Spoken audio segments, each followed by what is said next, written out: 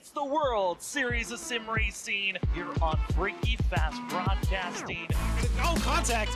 And some contact. Holds on for now. It's Vincent Zora. Colley's going to be able to hold on. 3 wide, 2 wide. Ryan Bird trying to be the hero. He'll door smack once again in the center of the corner. Figure out how to get out of the way. Vinny breaks him. He breaks him across the line. The 15 wins. One last chance. One last opportunity. He's digging. He's climbing. He's right on the bumper. Blocking going to be made. Will there be contact? Here comes Thompson. Check on the outside. We're going to be blocked. Defended. Brian Johnson hoping it will win. Here comes Vincent Sword to the inside, but it's not enough. Brian Johnson wins, and it's going to be the 13th trying his best. He'll hold on, or will he cross the line? It's Cedric Hunter by a nose.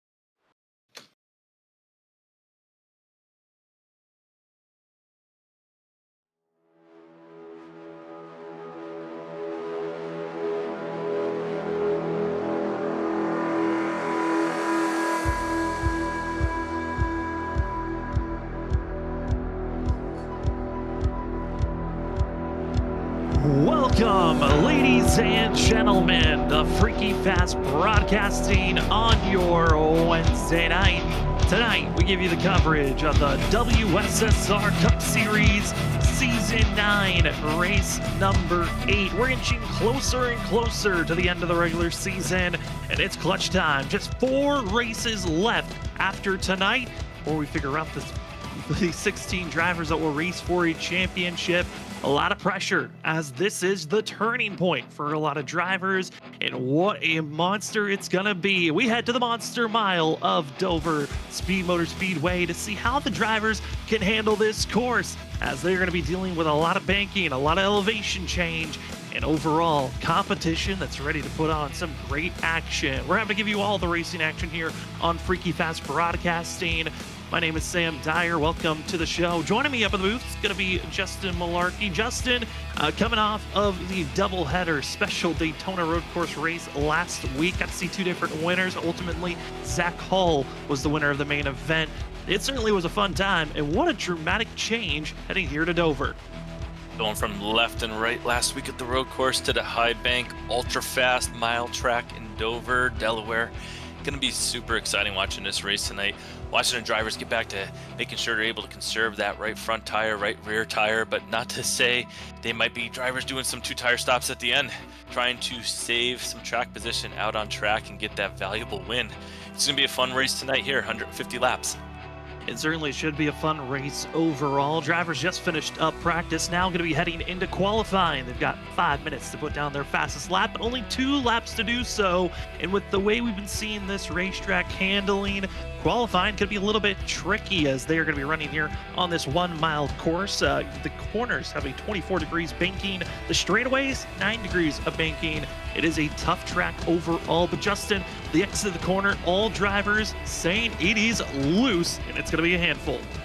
It might be deceiving when you're looking at that sky view, thinking this is just both turns being the same. But I tell you what, Sam, I always thought the exit of turn 4 was definitely different. I felt like you kind of slid out to the wall a little quicker coming out of 4 than you did so much as 2, and 4 sometimes would sneak up and bite you. I think we'll be talking about that tonight. Drivers just kind of sliding up and out of that groove, hitting that wall. Don't want to do it too often, though, especially not here in qualifying. You're going to want a good lap as you see a car right here get a little bit off track. A little bit off track. See Zach Hall about to be getting ready to put down a lap time. Fastest driver from practice was Gavin Rogers with a 23.973. Zach Hall, though, coming off of his win last week at the Daytona Road Course. He's so happy about it. It was a 9th career win in the WSSR. here tonight's going to be a much tougher task, but drivers trying a little bit more tactics. You saw that 32 arching wide on the going into turn number 3, trying to set up for some major speed to set up this lap. Zach Hall's first lap going to be a 24.35, good enough to be 5th initially, but we're seeing a lot of change as John Forbes, after his second lap is over, he's currently the top dog with a 23.978. Could anyone else beat that lap time? I've seen a lot of other fast drivers top the board, but for Hall, cross the line after concluding his first lap. He was 16th on the board, hoping to make a big jump up, and he will. To the top of the board is the 32 with Zach Hall, but Gavin Rogers steals it right on back. Wow, Gavin Rogers getting right there. Doesn't give Zach Hall a lot of time to celebrate that.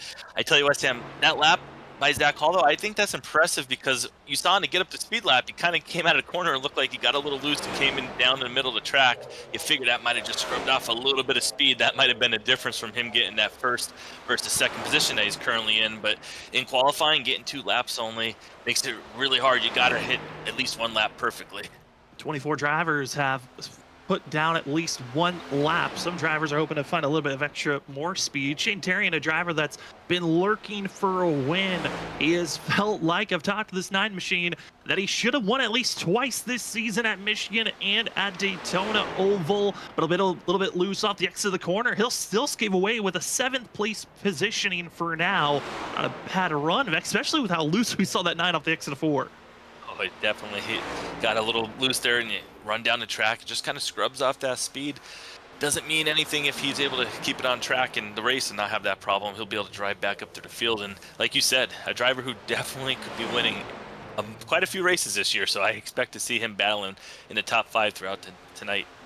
As we're seeing qualifying come to a conclusion, we are missing 2 drivers here tonight off of suspensions for the both of them. Ollie Fonseca going to be missing tonight's race with a suspension of having too many penalty points. Now, there is a penalty point system of going over a certain threshold, will be suspended for at least a race. Another driver that's going to be suspended for multiple weeks, Douglas Newbigging, trouble multiple times last week, as well as going over the threshold of the penalty points. The 7 will be missing this week and next week at Indianapolis. You hate to see that for the 7 machine, who actually is the last driver to win at this track all the way back in season 7, 2 seasons ago. But here tonight, might be seeing a new Dover winner. We've had 3 different winners. It was Brian P. Johnson the first season. Then it was Vincent Sora and Douglas Newbigging. But here tonight, Gavin Rogers looks to be the fast driver in trying to grab his 4th pole this season. He went on a 3-pole streak earlier on, and now hoping to grab his 4th of the season if possible. Matt Muir going to come up short. He's 29th on the board. Cody Reed is going to be 21st on the board. Brian Kelly also going to be 6th, but looks to be Gavin Rogers. His time is clicking away. No one else is on track. Justin, the 75, is back on track. He's been the fast driver here when it comes down to qualifying. He's the rocket man of the league so far this season when it comes to qualifying. Seems to always be up front, putting down those fast laps. And I tell you what, it'll be really fun to watch this front row of the 67 and the 75 battle it out. But looking behind, Zach Hall having a great qualifying effort, and John Forbes up there in 4th. It's just going to be a really great race here with drivers already with tremendous speed. Juju in 5th, Ryan Kelly 6th, Tom Bourne up there. Nice lap for him up there in 7th position. An extremely good lap for themselves. Also, a report on the 9 machine of Shane Terrian. He was 9th on the board. He was only able to get 1 lap in for himself. Didn't feel like he had enough speed for a faster lap on his second go around. Now the drivers will have a 5-minute warm-up period that will allow us also to take a little bit of a breather back to take a look at how this season's rolling. But the drivers will have 5 minutes to figure out where their pit stalls are for the race, as well as get any last practice in. And like I said, give us a little bit more time to look in depth into this season as we take a look at the point standings entering tonight. The drivers have been really searching for points. There's been a couple of drivers that have been dominating, being up front. Vincent Sora being one of those who's found himself with 2 wins, but Zach Hall clinching that win last week. So crucial, and also a pretty solid points day in his bonus race after last week. It's really helped out overall. But we look at that bubble spot, 16th position, Douglas Newbigging with the suspensions. The 7 is in trouble. He is going to be in some major trouble. We might be seeing a new driver take over that 16th place, and Matt Muir, who's showing up here tonight, could be a driver to watch out for. Nick Crawford as well at 18th in points. And also, I think the major contender, Drew Jua, he's up to 20th in points, Justin, and he's really going to be a big factor to watch out for the rest of the season to try to make playoffs. Moving up, getting close to that top 16. And the easiest thing tonight would be to go out and get that win. He's got that good qualifying position, so if he could turn it into a win, he could easily jump into that top 16. But with the win, more importantly, it would help him solidify his chances of making the playoffs. Going into the next few races, he's going to have multiple efforts, though. Got to make sure he's able to get out there, Sam, and get those races under his belt, get good points, and continue that march forward. And as we now move over, look at the schedule. How has this season been looking? That's how the points has been looking so far. But for the schedule, so entering tonight, talked about how Zach Hall won the main event race last week at the Daytona Road Course, and then the Daytona Oval. Larry Yingling was trying to get that pole, wasn't able to do. He got the pole, not able to get the win. It actually went to a surprise winner of Mike Tellier. Then we saw the dominance of Gavin Rogers, Vincent Sora, and Cedric Hunter taking the win at the Atlanta Super Speedway to start the season off. But 5 races left before this regular season is concluded. Dover, Indianapolis, Chicagoland, Le Mans, and Bristol. Justin, these next 5 races, a lot more traditional except for Le Mans, but it certainly is going to give us all the best racing action, I think, that we're expected to see. Well, after the Daytona Road Course, I think these drivers put on such a great road course event that I'm kind of looking forward to Le Mans and seeing how it works, especially with these cars. Should be something interesting. I don't think a lot of people would have too much experience. But before that, they have Indianapolis and Chicagoland. That's 2 tracks. Definitely drivers racing these kind of cars are going to have a tremendous amount of experience at. Chicagoland will probably be one of the best races to watch if you like multi-grooves. But I think tonight at Dover, you see some of those guys out there in the warm-ups and qualifying, kind of running up there a little bit up the track, cutting it down. Might be putting on some good show here side by side. It certainly can put on a great show, and for drivers that have performed well here in the past, again, we haven't seen a 2-time winner of this track, and we've only ran here 3 times in the past 8 seasons. Like I said, season 1, it was won by Brian P. Johnson. Season 5, won by Vincent Sora, a thrilling race where Vincent Sora had to defend over Ryan Bird. And then the overtime fiasco, a caution-filled race back in season 7 at Dover. 15 cautions in total, and it was Douglas Newbigging with a 1-2-3 finish for Lucky Duck Motorsports. I think they would like to see a little bit of that luck shine here tonight as we get prepared. We got a minute left here in our warm-ups. It gives us time to take a look at who we think might be drivers to watch out for. Our drivers, our spotlight picks of the evening.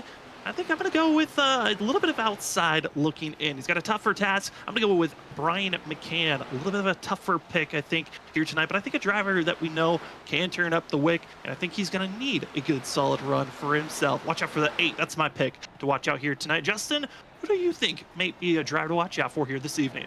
I'm going with the fast number 3 of Ryan Kelly, Yin Yang Racing. Brian McCann's teammate there, as you see on screen. I think Ryan Kelly's going to get it done tonight. Driver who has speed. We know he definitely has speed in these cars. Always fast. Smart driver. I think he's going to be able to keep it clean, keep it off the wall, bring home that W. Not a bad pick. He also was the driver that led the most laps and got the pole last time we ran here. He's going to be up front to watch out for. Then we also have our producer, Robert Moyer Jr. Robert, he's going with Ryan Kelly as well. It's a Yin Yang Racing sweep across the board at 3. I think this track really suits his style. Also the fact that it's going to be a lot of tire management. That 3 is going to be a major factor to watch out for here tonight. We also want to say thank you to Trophy Smack. We'll touch more on the amazing sponsor of Trophy Smack later on here tonight, because warm-up's done, qualifying as well. We're about to be sending ourselves into racing action for 150 laps here tonight. We do have a very quick stage break, going to be at the end of lap 30. No fast repairs and only 4 extra sets of tires in pit road for these drivers to work with. I think that could be another major factor to watch out for if this race turns into a caution-filled event. Again, thank you so much for joining with us on your Wednesday night. As we get prepared, the drivers are gridding up. Let's take a look where our 35 drivers are starting out here this evening. He found himself back up front once again. Give him another pull. It's number 4. Gavin Rogers takes the top spot, but right next to him, it's another Ying Yang driver to watch out for. It's Larry Yingling in the 67, the 3-time champ, hoping for a good run. Zach Hall coming off his win last week, trying to carry the momentum into tonight. He'll start 3rd with John Forbes in the 11, starting 4th. Big player in the points. Needs a great day if he wants to get closer and closer to that 16th place. It's Drew Jua in the 77. Big player to watch out for. We picked him twice on our pick'ems. Brian Kelly will start 6th. Tom Bourne in the 06 will start 7th. He's had a rough start of the season. Vincent Sora trying to get back on the winning ways. Will be 8th. 9th is the 9 machine of Shane Terrian. And finishing out our top 10, it's the 13 of Cedric Hunter. Rolling off 11th, going to be Joshua Kanata and Tom Senchek in P12, Brian Noel in 13th, and Edward Shearer Jr. in 14th position. 15th, Sam, there's your pick, Brian McCann. Alongside going to be Danny Cochran in the number 2, rolling off in 16th position. 17th going to be GT Irizarry, and the 18th going to be Jared Hughes. 19th position going to be Brian P. Johnson and Richard Wolfeser rolling alongside in 20th position. In 21st, we find the 25 of Cody Reed. 22nd, it's the 61 of Bronson Stafford. 23rd, it's the 12 of Andrew Medlin, and Medlin's teammate of Chris Ditz, as well as Ken Campbell and Christopher Wade. All of Storm Motorsports going to be in line from 23rd to 26th position. Our Daytona Oval winner going to be the 97 of Mike Tellier, back after taking last week off in 27th. Trent Jump starts in 28th. Matt Muir starting in 29th place with Dakota Moniz all the way back in 30th. And our final 4 drivers going to be Carl Huller in the 53, Nick Crawford in the 74, Christopher Norris all the way back in 34th position, and Tyler Dangler in the 19 will start 35th. 35 drivers taking the green. Justin, it's going to be a quick start to this race once they get rolling, but any final thoughts about this track to start? What are the factors to watch out for here tonight? Well, we got that first factor, the competition caution, lap 30, like you informed everyone. I think the big question will be, will this race stay caution-free those first 30 laps? And if they do, the drivers obviously are going to want to hit pit early if we can get those tires. But if we do get a caution early, lap 10, 15, and that would really kind of be right there in that middle ground. Drivers know there will be another caution at lap 30, so would they race a set of tires? Would they be able to get up and get any positions back? Or would they try and gamble and maybe take tires and run soft and not change them at the lap 30 caution? We're going to find out really soon here, Sam. These pace laps go by quick. We're about to go green.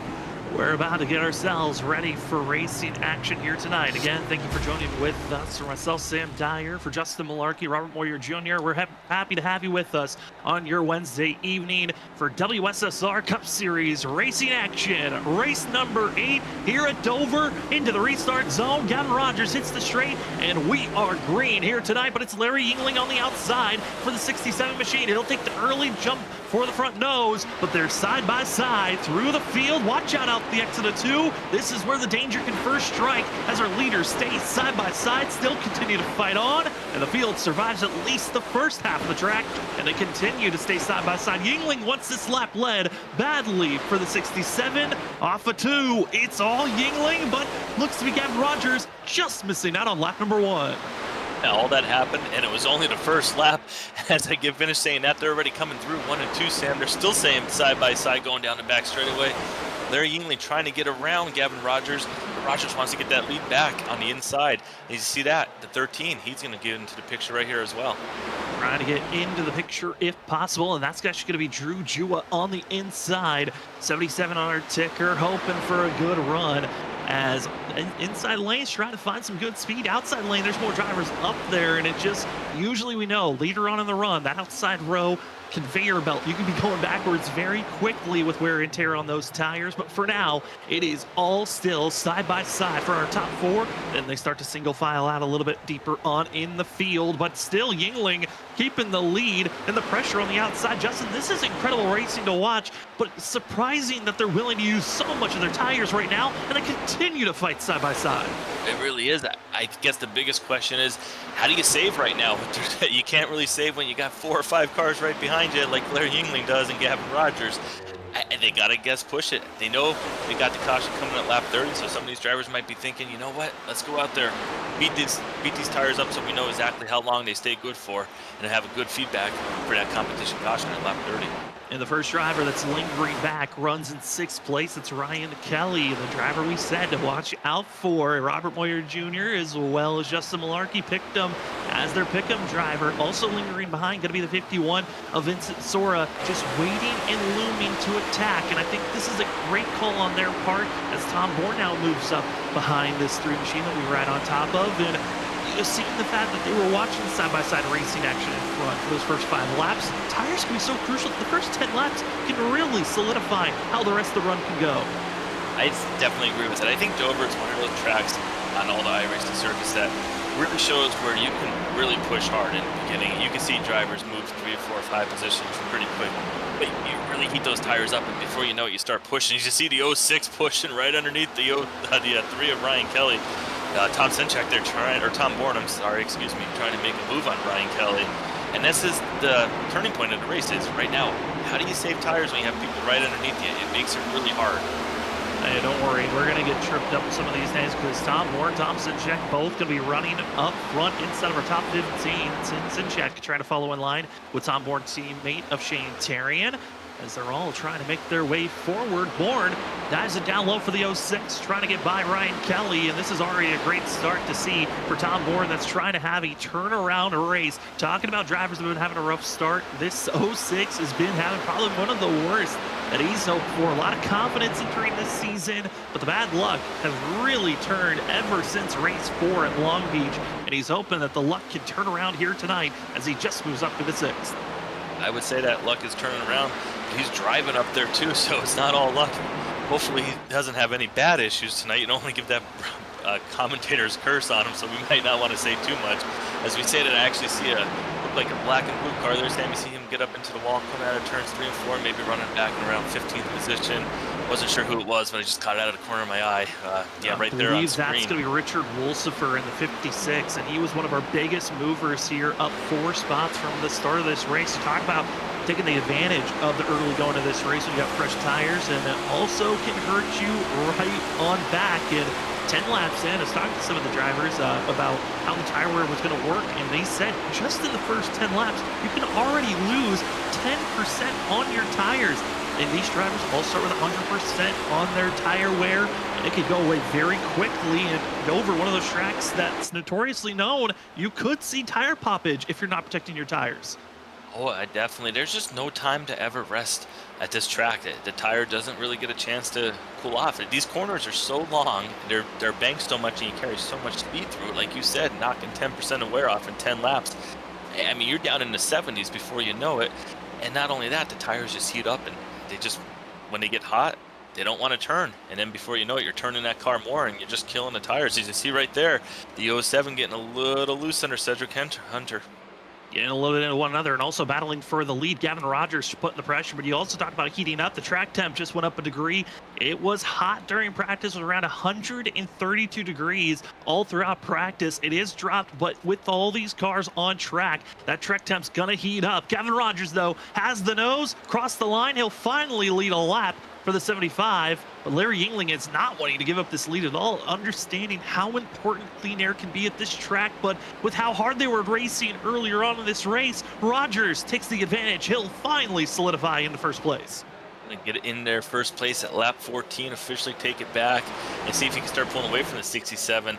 Larry Yingling's going to have to make that adjustment there at lap 30 when we get that caution. If he's able to get that restart, he's going to be trying hard to make sure he's able to keep that 75 behind him longer.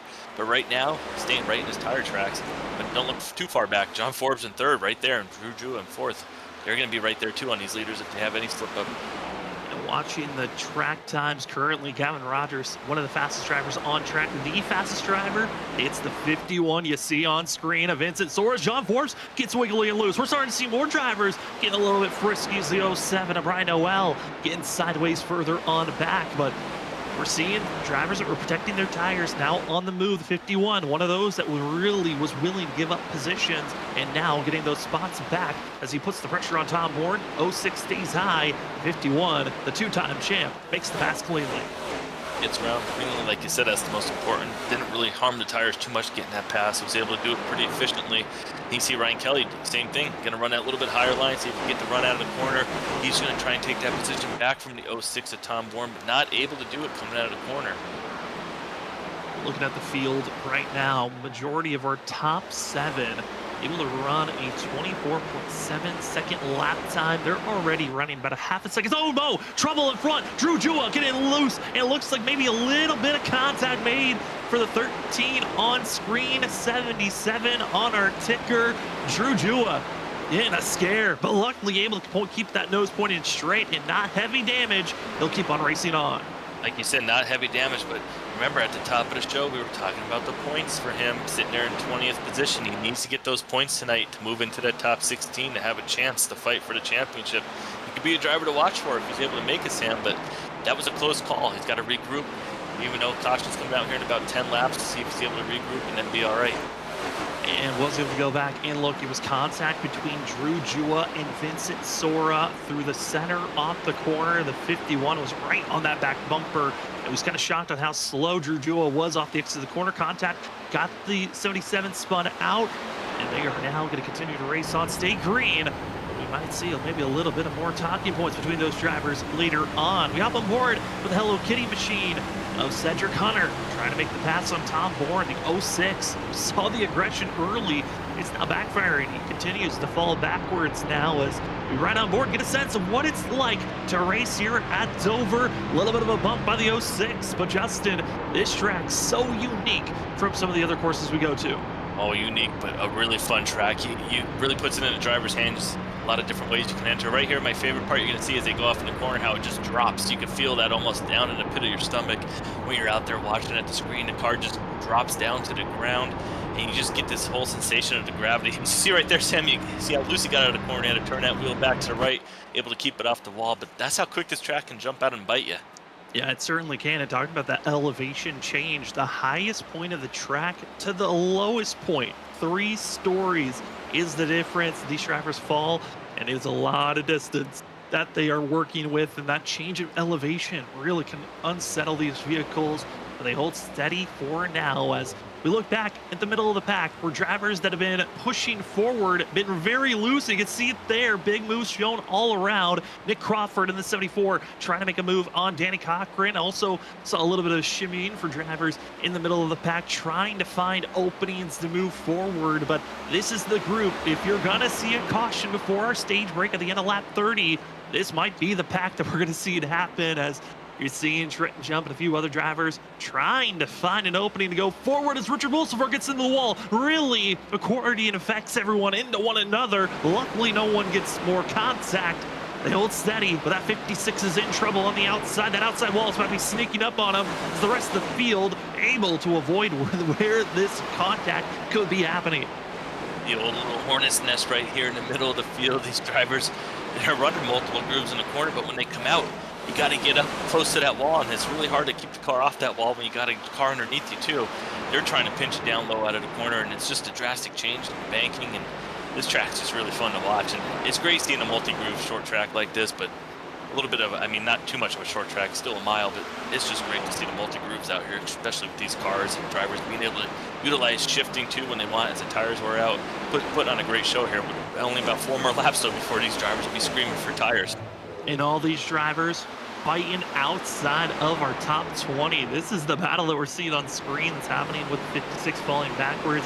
Is battling outside the top 25. Richard Wilson, Bronson Stafford for 27th position. Is the 61 moving forward? Dakota Moniz is also able to make the pass over Richard Wolsifer, and Richard is not loving the handling of this car. Again, one of our early takeoff drivers, really utilizing his tires early on those first 10 to 15 laps, and now this is the reward he's being given for himself. 27 laps in, about to be the start of lap 28, giving us 3 laps to go before the stage is over, and top 10 drivers get stage bonus points. And right now, Gavin Rogers in complete control up front with a .6 to a .7 gap lead over Larry Yingling and Zach Hall, who are kind of willing to settle where they're at right now. Again, major drivers to watch out for: Ryan Kelly, Vincent Sora. I think they'll be the drivers to watch out for once we reset after this stage break, but it is all Gavin Rogers. This is the dominance that he wants to have, and he's already a two-time winner this season, went back-to-back at Long Beach in Michigan. We might see our first three-time winner this season with if the 75 continues at this pace. But trouble further off in the field on the straightaway. It's going to be Richard Wolsifer and Christopher Wade all the way back in 32nd position. They got into one another, and the 56 was having his troubles, and it looks like that caution, that will be the end of our stage. That will be the stage break there, so it's going to lock the top 10, as you see on screen, into getting those bonus points like you mentioned, the all bonus points. Got the replay coming up here. I think it's going to be on the front straightaway, like you said. Should be the next, coming out of this next corner. Yeah, this camera's probably going to, there we go. Like, now we're going to see these drivers coming off the exit of the corner, side by side. What happened here between the two? And Richard breaks loose, gets into the 53. Mike Tellier's trying to whoa up. Same for Carl Pooler. And it's hard to react when you're that close to one another. It looks to be just major wall damage for the 71. But Richard Wolsifer just snapping loose and then coming down to the 53. That's like the most realistic racing wreck iRacing has. I mean, that's exactly how Dover happens. You come out of the corner, you get a little loose, and there's just nowhere to go on that front straightaway. It's so narrow. You can see right here, it gets loose, flips the car in front of him, and then nowhere for those drivers behind to go. We see that very often at Dover. Well, we would usually talk to our stage winner, but he's not on Discord. But congratulations to Gavin Rogers on this run. The other driver that we could try to talk to might be from Yin Yang. Get to see if we can try to bring up Larry Yingling on his thoughts on that run after they're done with pit road stops. Because this 67 was really using up those tires on the restart. He might have to use them up once again. The fight off of pit road, though, goes to Gavin Rogers. He'll keep that lead position. Zach Hall, he'll lose a spot to John Forbes in the 11 machine. As let's see if we can try to pull up our second place runner, able to lead some of those early laps. We'll see if we can queue up the 67 of Larry Yingling. Larry, it's Sam and Justin up in the booth. You got us? Yes, sir. Well, Larry, you find yourself second. You had a very strong push there early on to start this race off. What's this car feeling like out there on course? Really just depending how you drive it. To me, it started getting pretty loose about 12, 15 laps in, especially off the corner. Tight entering. I'm notorious for destroying my right front tire here, so I was surprised I didn't do that run. So I'm going to try and keep doing what I was doing there, and I think I should be able to have top 10 speed late in the race. Larry, you're doing great up here. Kind of got an obvious question for you, but how important is this restart for you? Like you did that first restart, get out there, get that lead, and try and then keep the 75 behind you. Yeah, definitely pretty important. This time he'll be able to go before green, so he should be able to be first entering turn one out of by reacting time and not spin my tires too much and stay right behind him. Well, Larry, I want to say thanks for giving us great entertainment for the first couple laps of this race. Good luck. We'll send you back to your team, but good luck on this next restart. Thank you, sir.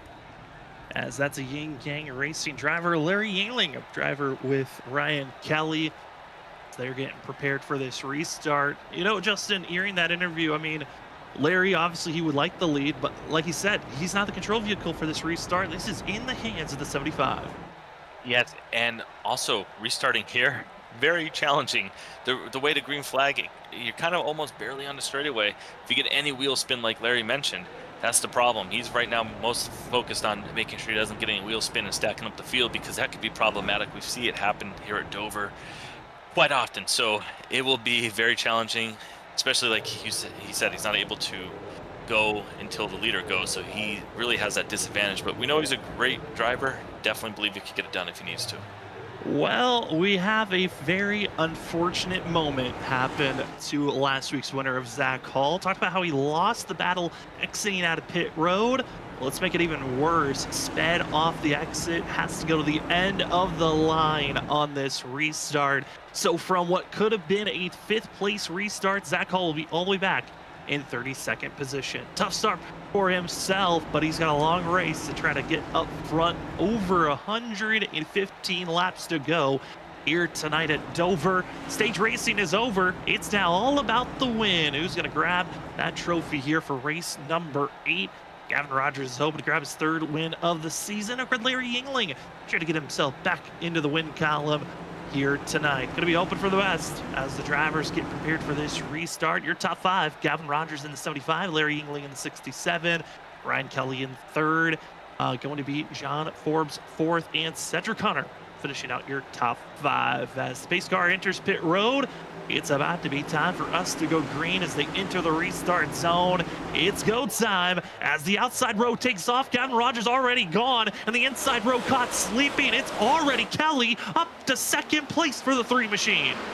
3 machine gonna go right from being in 5th, 6th position early in that run to 2nd place, and now he has his eyes set on that leader, and he has a little bit of gap over to 67, and we know the 3 likes to save those tires. As you see right here, the 11 and 13 gonna beat our first side-by-side battle here for 4th and 5th position. But Drew Jua trying to make that run back. He's getting back up into that top 5 potentially. You see on screen we have 2 13 drivers. The pink 13 is Cedric Hunter, as pass for the lead is made as Gavin Rogers making a choice, giving up spacing, recognizing this could be a long run, not wanting to use up those tires, and going to be already seeing Ryan Kelly taking the lead position. Larry Yingling trying to get by that 75. Same for Cedric Hunter. This could be a long conveyor belt if Gavin Rogers cannot fall down and find spacing to get underneath and get to that inside row. Finally does so in 3rd, but Cedric Hunter doesn't want to give up that spot too easily. He's to the quarter panel off the exit 2. Like you said, the 75 trying to save the tires, but also how much is he also abusing the tires by having to run up higher on the track? Is that also going to cost him? Trying to save but lose positions, he's going to have to battle back. We know he's fast, we know he can do it, but he's back to 4th from the lead, and the 11's right underneath him, trying to see if he can make a move too, going from the next corner here. As you see on screen, the 06, we know he had that short run speed. Will he be pushing again? Is he going to be driving up to the front but then fading, or has he got this car figured out maybe for this longer run? Also saw that dive bomb move by Shane Terry. He was able to get the run. Teammate of Tom Bourne able to make the pass on the other 13. Pink 13, Cedric Hunter. The blue and red is Drew Jua. A couple of schemes at the right numbers for tonight's race. But we'll do our best to try to let you know which driver is which. As Vincent Sora, Brian McCann, they'll stay side by side with one another, as the 51 gonna go with the traditional route that he had on the last run. Back off, save his tires, and hope that he can regain these positions back. But my pick, Brian McCann, he's up 5 positions from where he qualified. He's continuing to try to move forward. And we know he's a fast driver who can definitely get it done, especially in these next-gen cars. Ultra smart driver, like you said, right now he's in a good spot. He has people right behind him, but at least he has a little bit of spacing, just so he's able to make a maneuver if he needs to around anyone in front. It's kind of hard at Dover with it being like a conveyor belt, like you said. Right here, Brian McCann maybe peeking down low, maybe looking to make a spot. He can actually enter a little higher here, trying to get that run out of turns 1 and 2. Trying to get a run, if possible, on his teammate. Open for the best is going to be Brian McCann, trying to figure out a way to get by his Nightmare Fuel teammate of Vincent Sora. They continue to just linger here in 11th and 12th position. Behind them was getting a little bit racy action, but seeing Ken Campbell have one of his better runs of the season. He's been having a rough computer and also just offline issues that have enabled this 15 to race a lot, but here tonight, able to make it 41 laps so far, as he's going to be having the 07, Brian Noel, putting some pressure. We saw the 07 getting very loose just in those first 30 laps of this race. See if maybe they learned something, as I say that, gets a little snappy loose and holds on for himself. But our front pack, they're starting to get a little bit racy as well. Ryan Kelly, he's got pressure now behind him in his mirror, as Shane Terrian and a few others trying to find spacing to go side by side, battling behind. Oh, that number 9 machine, we talked about him. He's fast. Look at this, getting to the outside. He's going to try and make him pass on the outside. In that 13 machine, as Cedric Hunter down. Is that going to move the number 9 machine up into 3rd place? He's got that outside run going. Is he able to get to the Larry Yingling coming out of his corner? Not going to be able to do it. But he is going to clear to 13. See if he continues to run that outside line, Sam. I mean, what do you think? It seems like he's got it working, but is that going to pay the price later on in this race? That's the big thing. We've seen drivers will be patient at moments, be aggressive at others, and it does backfire after 5 to 10 laps of aggressive racing. These tires will start to fade off, and it's more so the heat that builds in, but also the tire wear. This track, concrete surface for a mile in distance. It's like a cheese grater to the tires. And Justin, as a driver, this track, I mean, tires have always been a factor, I feel like, in any form. As Tom Bourne breaks loose, holds on, he'll lose a position, maybe more, but luckily keeps that nose pointed straight. And just like that, I mean, tire wear, even with slides like that we just saw, can really mess up these tires. Oh, it definitely can. I mean, we're at that point now, about 12 laps after the restart, where you talked to Larry England. He said how he was feeling like he was getting loose. You're starting to see those drivers get loose coming out of corners and have those scary moments as they lose brake traction coming out of the corner. But I tell you what, they're just putting on a great battle up here. I mean, that 9 machine, you saw him running that second lane, and then when he got to Larry England being that smart driver he is, he looked up in his mirror and kind of went in that corner a little higher to prevent the 9 from getting that run. But you're just seeing battles all over this track, and putting on a great show. Seems like most drivers are running that inside, Sam, but the ones that can work that outside and get to the outside quarter panel, they're really making up speed. They certainly are. Brian Noel currently on screen. You see the 07 focused and prepared for this race. A lot of drivers trying to stay as focused as they can, recognizing at any moment you really can slip up off the exit of the corner. There's multiple places where either you rush up into the outside wall trying to catch the car, or you overcorrect, or you can just let the car slide down into the apron, and oh no, trouble in front. It's gonna be the 13, excuse me, of Cedric Hunter in the Hello Kitty machine. Gets into the outside and off the exit of 4. He'll continue to be in trouble as there were 3 wide for a quick moment. And it can go bad from worse if you're one of those front runners that gets into trouble, because now you're in the hornet's nest. Everyone's in line and there's no spacing to allow a simple mistake. Like just that little mistake, like you said, it really hurt the 13. He was running up in 3rd and 4th position, challenging to try and get around Kelly and Yingling up there, and now he fades to outside the top 10, I believe, Sam. I mean, just from that little mistake.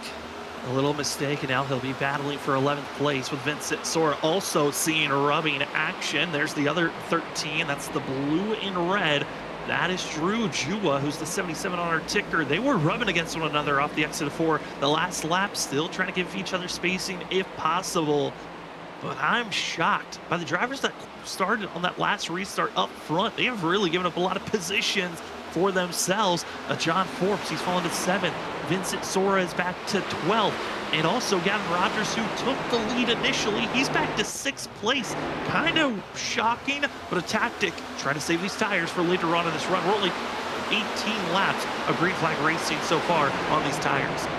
These drivers feel like this is going to be one of those races that you mentioned there was a lot of cautions here, but that was in a different car. Maybe they kind of felt like that there wasn't going to be as many cautions in this race, and they want to make sure they protect those tires, and that's why you see maybe Gavin Rogers fall back to 6th position. He's only 1.2 seconds back. The problem is he's still got to pass 5 cars, and passing cars here could be challenging, and that could really beat up tires. But you talked about the drivers falling back. I got to talk about one who quietly kind of came forward that we didn't get a chance to talk about. He's running at the 4th position, the 71 machine, Ed Shearer Jr. He's been showing great speed in these next-gen cars all season. We know how fast he was back at Michigan. He definitely probably wants to be able to show it tonight. He can get it done at Dover, quietly up inside the top 5. One driver that's done the opposite, biggest loser after going into pit road and getting caught with a speeding penalty, Zach Hull, and I think he's finally gotten the go button. It is time to make some of these passes going forward. Only has been able to move up to 27th after restarting 32nd. So there's a lot of time that needs to be made up, and this race will tick away quickly if we stay green, which this racetrack has been odd. We look back at some of the past of this track here at Dover. Back in season 2 and 5, only 2 cautions per race came out. Back in season 7, the last time we ran here, 15 cautions were thrown. Here tonight, based off the way we're seeing these drivers racing, it might be one of those low caution-filled races, which might throw strategy now out there of how well can you protect your tires unless we get too many wiggles like that. Is seeing the 74, Nick Crawford trying to get by the troublesome Christopher Norris as we're seeing a little bit of a good picture of our ISRC Truck Series drivers, Cody Reed, Nick Crawford, and Christopher Norris. ISRC Truck Series coming back just a few weeks away. We're excited to be giving you coverage of the Season 7 for that series as Nick Crawford, Cody Reed, that Crawford machine trying to find an opening, but it is just so hard to make passes right now this late into a run. It's late into the run, but these drivers are still running some pretty fast lap times, running up high. You see the 74, Nick Crawford, but at under 25 seconds a lap, these drivers are clicking away. This race is flying by. We're already 1/3 of the way through, and you mentioned Zach Hall having that issue. Last week, so fast on the road course. Tonight, qualifying great. Pit road penalty, putting him back in 32nd position. Is he going to be able to, if this, without the help of caution, Sam, can he even get back to the top 10 at this point? Without cautions, I think it might be a little tough to get a top 10 finish. I think a top 15 might be in the window to watch out for. As watching out, it's going to be the 46. Trent Jump has a little bit of a scare off the exit of turn 2, as that was behind this group we were just watching. They keep it together, but a big scare of drivers having to scatter. As the 46 continues to be having troubles. He's just giving up position after position as Trent Jump tries to get himself rolling here tonight. But this field, obviously, the handling can fade away quickly. You get into that outside wall. I know you don't want to see it happen, but if you hit the wall on the right angle, you can have a broken vehicle immediately with a broken tow line. Well, ever since they've done that update recently, a lot easier to damage these cars, keeping it true to the next-gen style of that rear suspension, just getting up into that wall and breaking it, and then you're kind of doglegging down the front straightaway and not enjoying that race anymore. You get in and get it fixed, go a couple laps down, and your race is pretty much over. And with how tight these points are, you do not want to have any kind of issues. As you see right here on screen, the battle between the 97 and the 68, just keeping their peace right there, but they want to get moving. Don't want to be losing any more time because these leaders are going to be coming up. Not lap traffic yet, but it could happen pretty quick here. Jared Hughes, part of that Next Level Motorsports team. That was the battle going on for 30th position. We now move back for the battling instead of our top 10. It's the 13 Pink Machine, Hello Kitty Machine of Cedric Hunter trying to make his way forward as Tom Bourne continues to lose a little bit of that rear end, but also it feels like it's every other car when we have that shot looking down the barrel of the straightaway. There are vehicles every other losing the rear end, either going into the wall or having that vehicle point to the inside wall. It is a troublesome spot as we continue to see these laps tick away. 90 laps to go here tonight. It's Brian McCann now going to be pressured by Brian Noel. Also having Joshua Kanata, Tom Sinchek looking for a position and a place that maybe make a pass if possible. And while all that's been going on up front, Ed Sturgeon, we talked about him being in 4th. He's dropped back to 6th, but Gavin Rogers, he was running 6th, up to 3rd. The pole sitter gave up that track position early in the run, chose to do it, chose to take care of the car. Now he's getting those positions back. He's got it under a 2nd, but up to 3rd position, more importantly. Yeah, it is a big thing to see the fact that Gavin Rogers moved up. Also seeing Edward Trevor Jr. He's been able to move up if possible, but he might be in trouble. Fear from Vincent Sora and John Forbes, who gave up a ton of track position for this exact moment to pressure their tires forward. Shane Darian starting to fall back as Drew Jua now has moved up into 4th, and a couple of drivers, like we said early on, willing to give up track position. Hope that this race would stay green. It has, and now their mission, take every position possible with the slightly more protected tires that they have here late in this run. As we ran 31 laps so far green since our stage break yellow, having an incident between drivers further on back. That's been our one caution so far here tonight. If you're just joining us, this is race number 8 of the season for the WSSR Cup Series. Video coverage on Freaky Fast Broadcasting. My name is Sam Dyer. Joining me up in the booth is Justin Malarkey, as always, here on Wednesday night, and Robert Moyer Jr. running productions for every single Freaky Fast broadcast. As we're watching the battling currently for 6th place, Vincent Sora in the 51, taking the inside groove over Edward Sherwood Jr. on the outside, 51, 71, and it's Sherwood Jr. defending for now as Sora trying to find an opening, but it's so tight. You got to be careful, and any little mistake could be critical to ruin your night or someone else's. And the 2-time champ of Vincent Sora finds an opening, and he'll pounce on it after that little slip up. 71's going to continue to fight back on that outside. Just seems like the 71's struggling to rotate through the center of the corner. Just kind of can't keep the car on the bottom. He's able to run the outside still, but I think the 51 and the 11, they're probably going to be running out of patience here. Maybe start pushing the envelope a little bit more each time. I just feel like that 71 right now is struggling getting through the corner a little bit. Similar to that 9 in front. Just does not seem like they're able to get down to the bottom anymore. Like maybe the car has just kind of heated up those tires a little bit. As I say that, though, the 51 is going to try and jump to the outside and maybe get a run coming out of this corner. As you see the 71 get loose, here's the opportunity.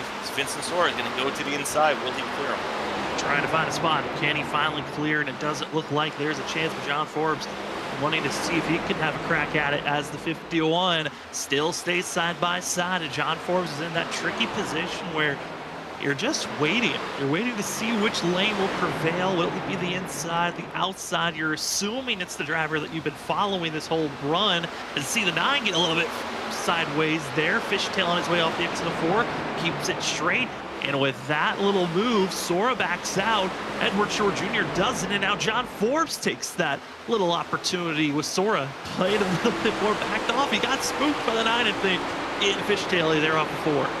I tell you what, that's such a classic Dover abuse of the car right there, where you try so hard for multiple laps on the inside to get around someone, and then you can't. You get loose coming out of the corner, and the car behind you is able to jump to your outside, and you end up giving up a spot.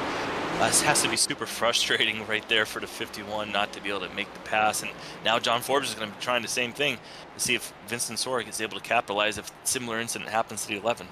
Try and find a spot. Can you make this attack be made? And you need to make this pass immediate, because you are catching up to the 9 of Shane Terrian, who is backing off on his pace. Those tires are starting to fade away, and it's becoming a little bit more equal footing between this pack of 3 to the 9 machine ahead of them. And every single time, every lap that ticks away is another chance to try to pounce for a pass. But now we're also going to be getting to that tricky spot. Pit stops. When do you want to go into pit road? Because some drivers, if they weren't protecting their tires, we're about 10 laps away from drivers maybe having faulty tire issues and maybe thinking about making a pit stop. Others, they're thinking about pushing their tires another 20 to 30 laps before they enter pit road for the final time here tonight.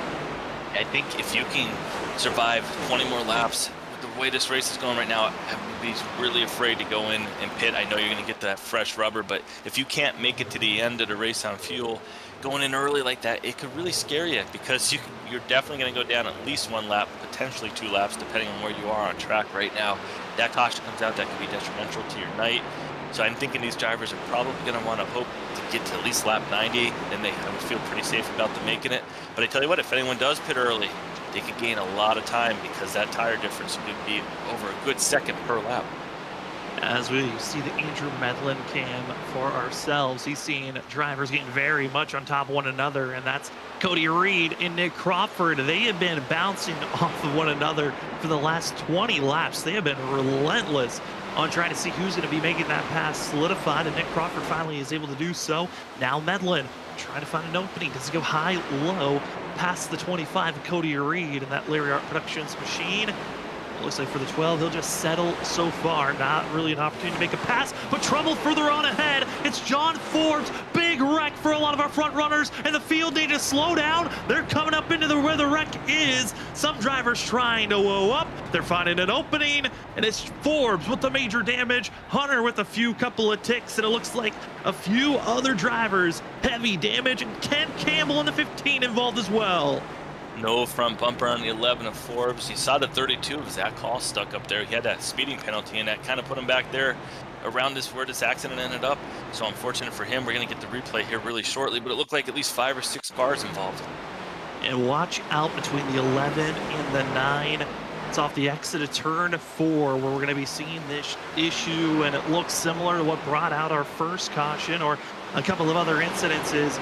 Just one driver getting slow off the exit of the corner, the other runs up at full song, contact made, and there's the contact. Shane Terrian and John Forbes, and a little bit of netcode that puts the 11 up off the ground, and that little bit of a move gets him out of shape. Vincent Sora involved, same for Cedric Hunter.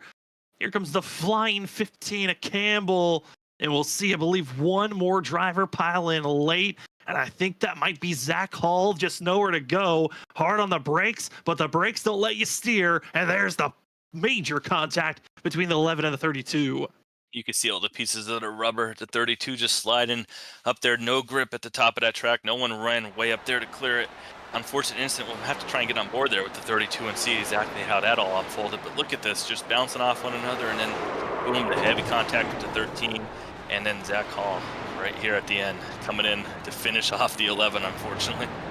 Absolute carnage ensues as the field's able to drive on and by. Luckily, there was enough space and we'd been green long enough that could have been a lot worse if there was, near that hornet's nest deeper in the field. But see the contact by the 15, just nowhere to go for himself. And then Zach Hall locking the brakes down, but they will not slow up in time. And that's going to be 4 drivers heavily involved in our first official DNF of the night. A driver that wasn't even involved with that. Carl Buller has left has left the server. 53 is out of this race.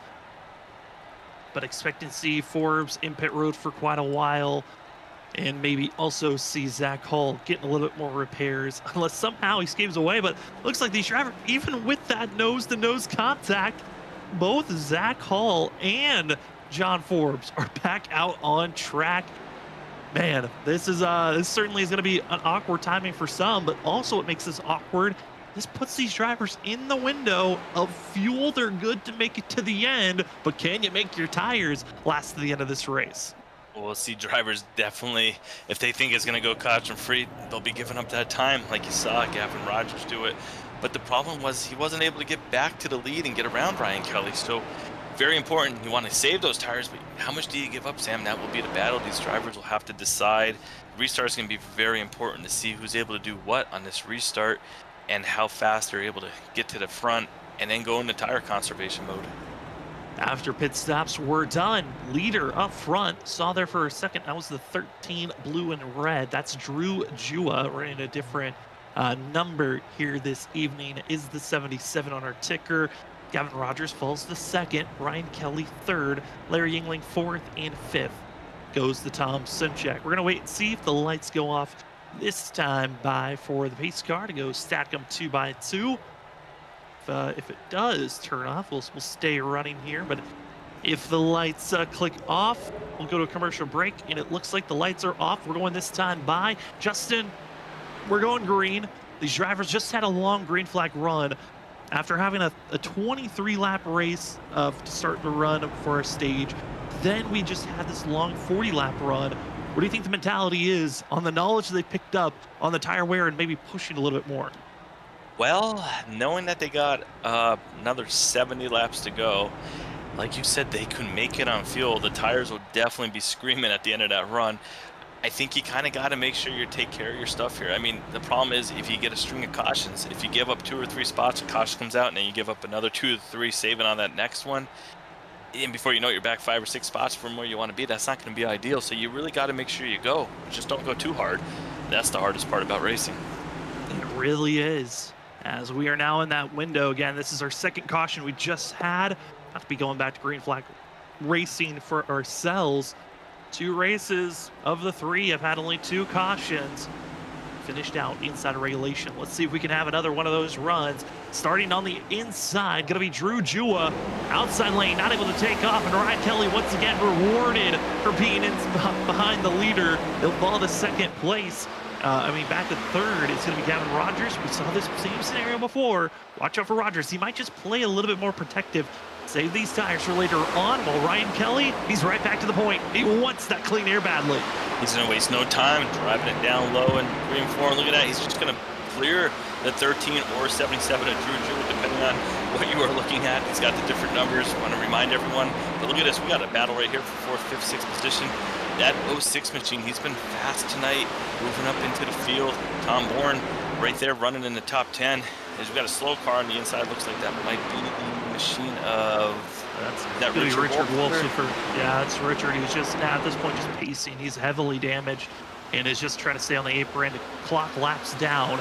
And for the rest of the field, they know where that driver is going to be. Also looking at this shot right now that we have, got Tom Simchak, Tom Bourne, side by side for 8th and 9th place. In front of them is Christopher Norris, our biggest mover so far, up 26 positions as a 38 machine. As the Toms go back and forth on who's going to be finishing or moving up in 8th, but contact between the 06 and the 26. keeping it close between each other, but it's Tom Bourne that keeps his foot on the throttle, and he'll keep that spot as Christopher Norris puts down the fastest lap of the race. Christopher Norris building up all that speed. Another driver building the speed. Brian P. Johnson up in the 5th position. Definitely had a quiet night. Didn't have the qualifying effort, but he has that race speed. He's under his second, running right there in the top 5. He has a chance to get up there and take this lead if he's able to do it. As soon as you see a car slap the wall right there, coming out of the corner right there in front of the number 9 machine. Just a little pissed going down the front straight, but we saw how that could easily bring out a caution. Luckily, no caution right there. It was the 97 machine who got up in the wall to Tim Horton's car. That's going to be Mike Tellier, your Daytona Oval winner a few races ago. Now seeing Danny Cochran in that Lariat Productions machine trying to push his way forward behind him in the gray and white. And he was a little bit jacked up here tonight, but that's going to be the 46 of Trenton Jump in the 46 white and gray. And behind him, going to be also seeing the 72 of Matt Meir. Matt Meir, if he can have a solid run and some of his competitors around that 16th place in points fall off, Meir could move in to that 16th points position because of Douglas Newbigging's 2-race suspension. It leaves a wide open spot on who could be moving into 16th in points. Getting in the top 16, most important thing. We talk about it every week. Got to be in the top 16 to have a chance to run for that championship. And you never know what's going to happen. You got to keep advancing, getting good races, and before you know it, you have a great chance to get in there. Just got to be there. If you're not there, Sam, you don't have a chance. So being in the top 16, that could work out for the 72 of Matt Meir. Oh, trouble! It's Nick Crawford getting contacted, spun around, and trouble in front of the field as the 74 goes down into the pit wall. And luckily, that was further on back in the field. But Nick Crawford, heavy damage for himself after battling between Brian Noel and Mike Tellier. Goes a little bit wrong. Goes a little wrong. That's what we were just talking about, giving up those points in the accident. You're going to see right here, get loose, overcorrects it. Unfortunately, right, the 74 goes right into the driver on the outside of him. Didn't really catch that number right there at that moment, but looks like it's the 07 machine. Unfortunately, we talked about him tonight and just kind of gets caught up. And gonna be again, see the slight looseness there, builds up. I don't know if there was maybe a little bit of net code there between the spacing, but there's a little bit of spacing that could have been net code. These hit boxes with everyone racing all around the country. Sometimes internet can cause a factor of getting these drivers into trouble. We used to call it wind back in the day, but that's a netcode issue that we just got to see between those drivers. But it's that interesting time for the field because we talked about it during the stage, how if we had a 10-lap run, you might think about going into pit road, maybe taking an advantage. But with how big the field is, looks like no one's deciding to go into pit road, take a tire advantage. But for us, we'll take this advantage. We're going to take our first commercial break of the evening. I want to say thank you so much for joining with us on your Wednesday evening, as the WSSR Cup Series has been giving us great racing action here at Dover, as we have coming up to 90 laps in. This is race number 8 for the Dover 150. I want to say thank you again for joining with us. When we come back, more concrete racing action. Who could be the driver to watch out for? Kelly, Drew Jua, or Gavin Rogers, or could it be someone else? We'll find out when we come back right after this.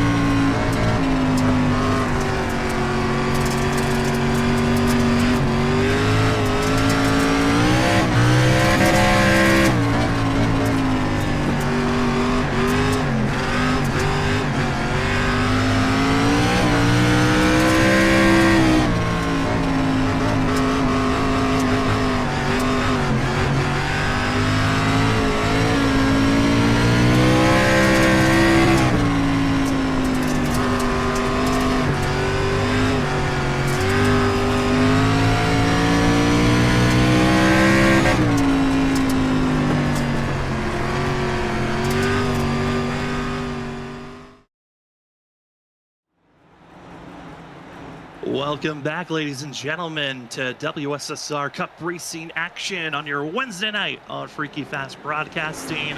My name is Sam Dyer. Joining me up the booth is Justin Malarkey, as well as Robert Moyer Jr. running productions in the background as we are getting prepared to skip back to racing action. Going to be 59 laps to go when we go green here. Ryan Kelly, Drew Jewell going to be your front runners, with Larry Yingling, Gavin Rogers, Christopher Norris, and Brian P. Johnson, your top six.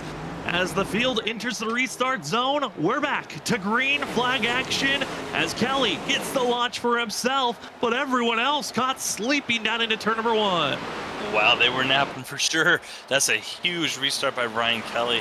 He get out and get in that clean air, and most importantly, he can kind of maybe conserve tires for a lap or two before they're able to run him back down. Huge restart for the three of Ryan Kelly. If he goes on to win this race, he might be talking about that restart at lap 91. Gonna be taking off, hoping that he can utilize this space, protect his tires if possible. Everyone else, though, in line, looking like a train with how much they are just staying on rails on the inside throughout the corners. As the field settles in, they recognize this race technically could go green and everyone can make it from here. So it's protect your tires, hope you've got the advantage for later on in this race. But if everyone's backing off on their pace here, Justin, there's a few drivers further on back that might try to reap the reward of putting on the pressure, as Larry Yingling, second place, I guess they're not holding back, puts down the fastest lap of the race. Puts down the fastest lap of the race and gains back all that time that Ryan Kelly got on the restart. I can't believe how quick these drivers got single file up here. We saw so many of them being double file on restarts, but right now on this later in the race restart, they got single file pretty quick. As I say that though, two of them are going to pull out and they're going to get side by side right here. It's going to be Brian P. Johnson, one of the drivers looking to make a move. As you see right here, we're talking about Brian McCann. That's your pick. He's starting to try and get back up there inside that top 10. And your pick is there, Sam. Is he going to be able to get it done? Well, my pick might not be pushing us forward as quickly as I would like, but your guys' pick for Robert Moyer Jr. and for Justin, they both picked Ryan Kelly, who leads this race, as our pick'ems before the race even went green. But trouble for drivers further on back. Tyler Dangler in the 19 had trouble off the exit of turn 4. We stay green as he's on the apron. The drivers up front, the battling really is around fourth on back, where drivers continue to fight side by side. Now it's a battle for third. Drew Jewell, as well as Gavin Rogers, the 13 red and blue. 13 is Drew Jewell. Gavin Rogers on the inside trying to make the pressure to go forward. I think for Gavin Rogers, I know that we've got some fans out in chat for the 75. He's got to get a little bit more aggressive. He needs to take the front and get this fresh air and pull away. That's exactly where he found the advantage during the stage run. But then he's been backing off, trying to protect his tires a little bit more. I want to see a little bit more aggression from the 75 to get himself up front, and that's exactly what we're seeing now, putting the pressure for second place. Trying to get around second place, but Larry Yingling battling hard on that outside line, does not want to give up that track position. More importantly, doesn't want to give up the clean air either. From being up front, as you know, the further on back you go, the harder it gets. These cars just don't want to drive when they're back in that dirty air. And the 75 not going to be able to complete the pass on the Larry Yingling machine. So he's going to stay there in third place. Like you said, though, he's got to get the aggression, get back to that front. We're coming to 50 laps to go, and you know how quick they go here at Dover. They could be over really fast. Well, our winner from Daytona putting down the fastest lap. That's Mike Tellier back in 27th position. We hop on board with the 77 of Drew Jewell, runs in fourth place. And in the mirror, he's being pressured by the season 1 champ of Brian P. Johnson, the 25, putting down the marker in for Johnson. He's one of few drivers here tonight. He's probably the last one that can do it. Become the first driver to be a 2-time winner at Dover in this whole entire WSSR series, and trying to get himself back to the victory lane for this season. He always feels like Brian is always down to get at least one win a season. Could it be here at Dover once again? Not able to make the pressure of the pass on Drew Jewell. Again, the 13 on screen. But the driver that's the biggest mover here tonight, it's the 38 of Christopher Norris, up 27 positions from where he started to look back in 33rd place. At that middle line, running down through the corners, going to try and come out here and get underneath. As you see, actually looks like maybe he lost a position there. The 06 machine getting by him. That's Tom Bourne there, going to take 6th place, or maybe they were battling side by side, but regardless, two drivers right here battling, and they can see those leaders up there. They know if they could just get up there and get alongside them, they might be able to make the moves and then try and battle and hold those guys off. They just got to get around them first. Yeah, that's the big thing. Can you hold off and get around? As again, see Drew Jua, 13 on the outside, able to get the run. Make a pass on third place, trying to push back. Gavin Rogers, our pole setter, back another position if possible. Gavin Rogers again trying to become the most winningest driver so far this season. If he wins tonight, would be win number 3. As we're in the final third of tonight's race. Ryan Kelly wants redemption, dominated back in season 7 at this racetrack, but wasn't able to find the gold as he was caught up in trouble between himself and Lucky Ducks. Here tonight might be another Lucky Duck driver to watch out for. Drew Jua trying to grab his first win of the season. Talk about Christopher Norris, big mover. Cody Reed, he was fighting with Nick Crawford before they got into their mess between one another. That was battling back for 20th position. Now inside of the top 10 in 8th place is the 25. What a recovery for himself. Also staying quiet behind them, Joshua Kanata, Chris Stitz. They've had some great runs inside of the top 10. And inside the top 10, that's important for the points. Those drivers are getting their jobs done, doing what they need to. You see right here, we're on board with Chris Stitz holding a pretty wheel, trying to see what he's going to do coming in this corner. He's going to run about the middle of the track right there, see if he's able to bring it to the bottom and exit the corner. Car looks pretty smooth right there. Doesn't see too much wiggle on the steering wheel. Tells me the car's driving pretty good right here, as you get that great view of the 3-story drop you mentioned from going on the straightaway down into the corners. That just puts a tremendous load on the car and on the driver, making sure they don't make any mistakes. Right here, you're gonna see them just drop off into that corner. And also, I want your thoughts on that. We were seeing there, they were in 4th gear.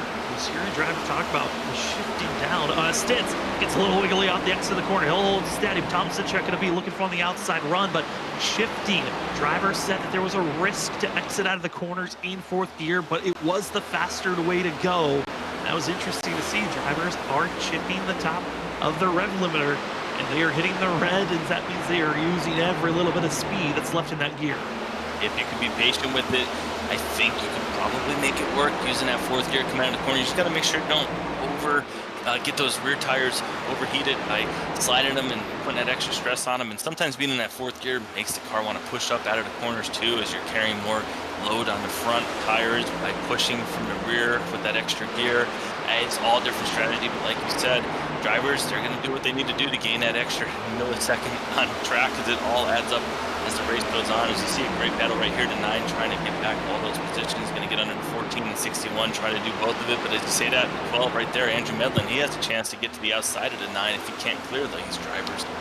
Also, another driver we haven't really talked about a lot. We saw in battles the 14 and GT Rosario side by side with Shane Terry in that prime orange machine. Find a way to work on that outside, not able to do so. Shane Terry and Bron Stafford, teammates at Sky Motorsports, continue to fight back and forth, and it's now enabling drivers that pitted for tires.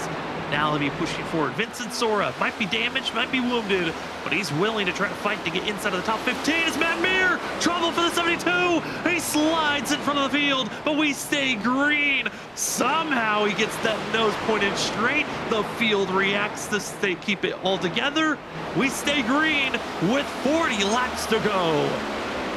That was a crazy moment right there.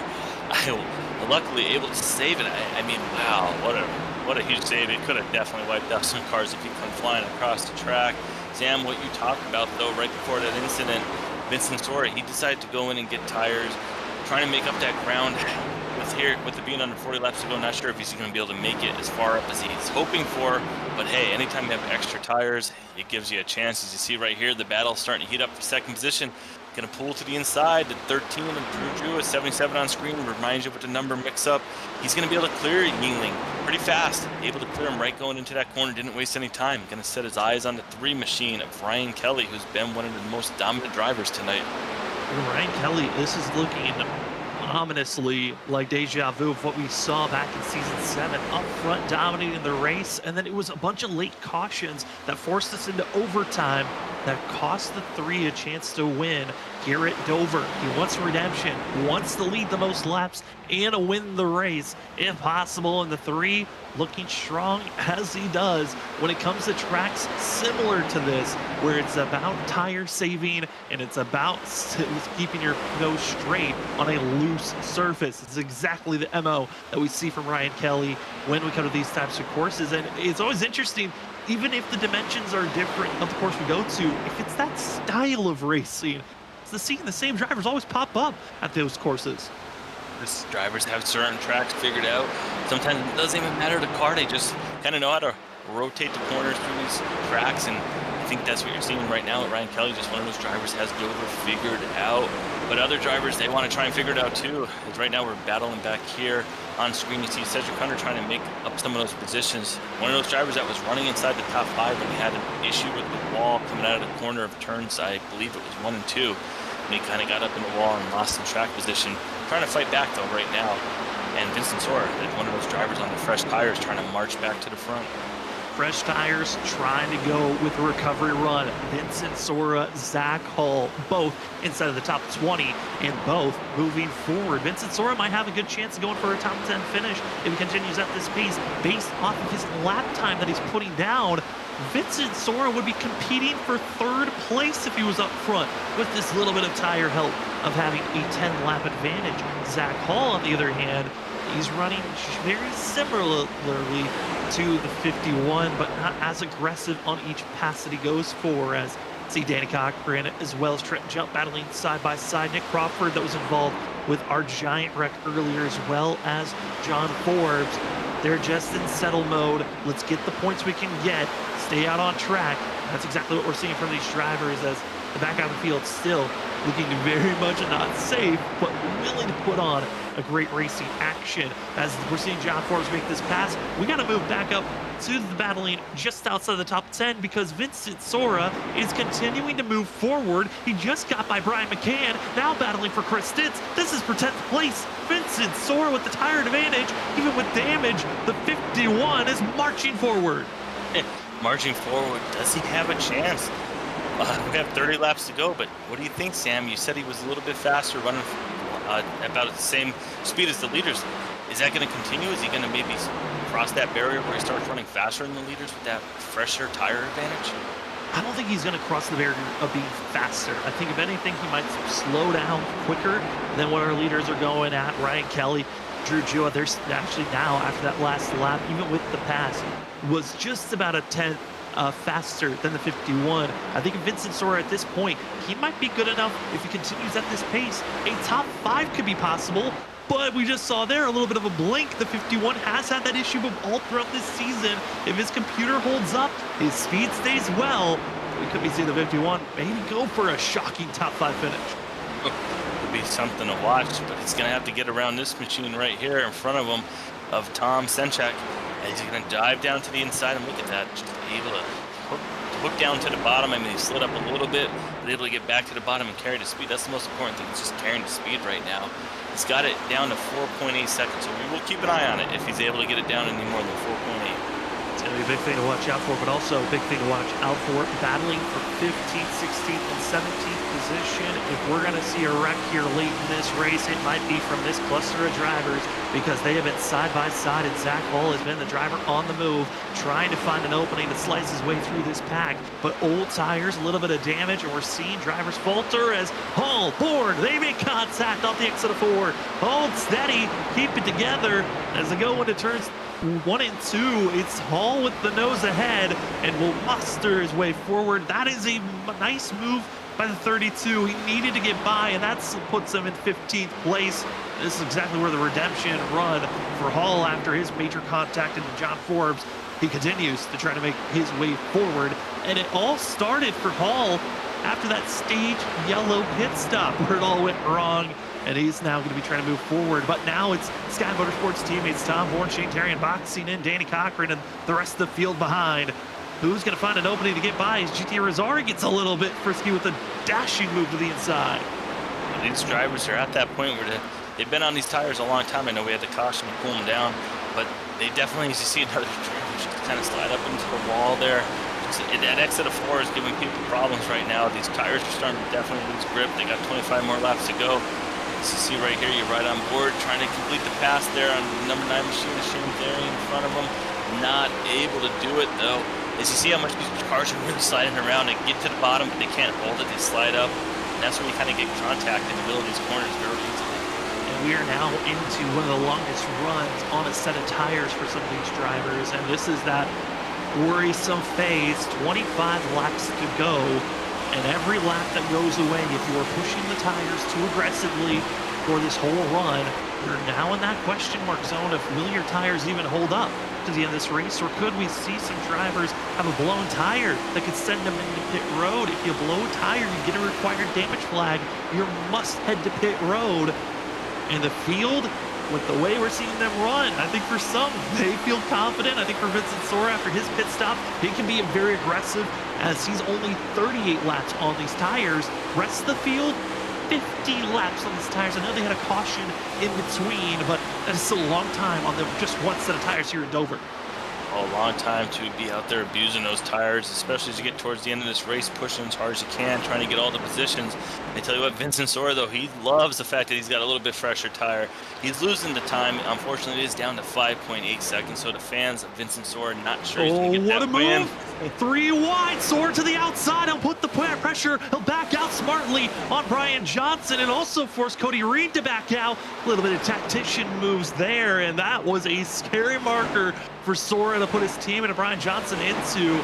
But Sora, recognizing he has to go, he's got the tires, needs to be making every big move possible.